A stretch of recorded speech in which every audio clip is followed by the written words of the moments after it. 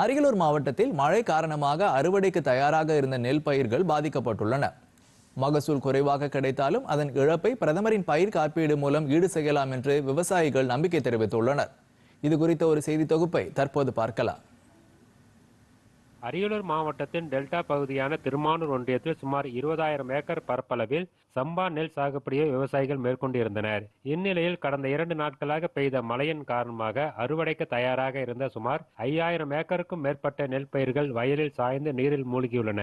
இதனால் விவசாயிகள் பெரிதும் பாதிக்கப்பட்டுள்ளனர். ஏக்கருக்கு சுமார் 25,000 வரை செலவு செய்து சாகுபடி செய்யப்பட்டிருந்த நிலையில் தற்போது மழையால் பாதிக்கப்பட்டதால் பெரும் இழப்பு ஏற்படும் என விவசாயிகள் கவலை அடைந்துள்ளனர். எனினும் பிரதம மந்திரியின் பயிர் காப்பீடு திட்டத்தில் நெல் பயிருக்கு காப்பீடு செய்ய 2 முறை காலக்கெடு நீட்டிக்கப்பட்ட நிலையில் திருமானூர் பகுதி நெல் சாகுபடி விவசாயிகள் பெரும்பாலானோர் நெல் பயிருக்கு பயிர் காப்பீடு செய்துள்ளனர். இதனால் மழையின் காரணமாக அறுவடைக்கு தயாராக இருந்த நெல் பயிர்கள் பாதிக்கப்பட்டு மகசூல் இழப்பு ஏற்பட்டாலும் அந்த இழப்பை பயிர் காப்பீடு திட்டத்திலிருந்து கிடைக்கும் தொகை ஈடு செய்யும் என்ற நம்பிக்கை உள்ளதாக விவசாயிகள் தெரிவித்துள்ளனர்.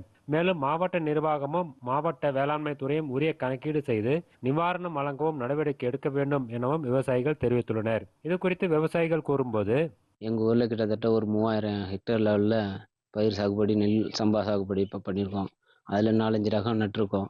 4-5 ரகத்தில் கிட்டத்தட்ட ஒரு 1800 ஏக்கர் நெருக்கி தண்ணியில் மூழ்கி ரொம்ப கஷ்டமாயிடுச்சு. இதுக்கு வேளாண்மை துறை வழியாகவும் கவர்மெண்ட் வழியாகவும் எங்களுக்கு உரிய நிவாரணமும் தரணும். பிரதமர் மந்திரி காப்பீட்டு திட்டத்துலேயும் இந்த இன்சூரன்ஸை நாங்கள் பதிவு பண்ணியிருக்கிறோம்.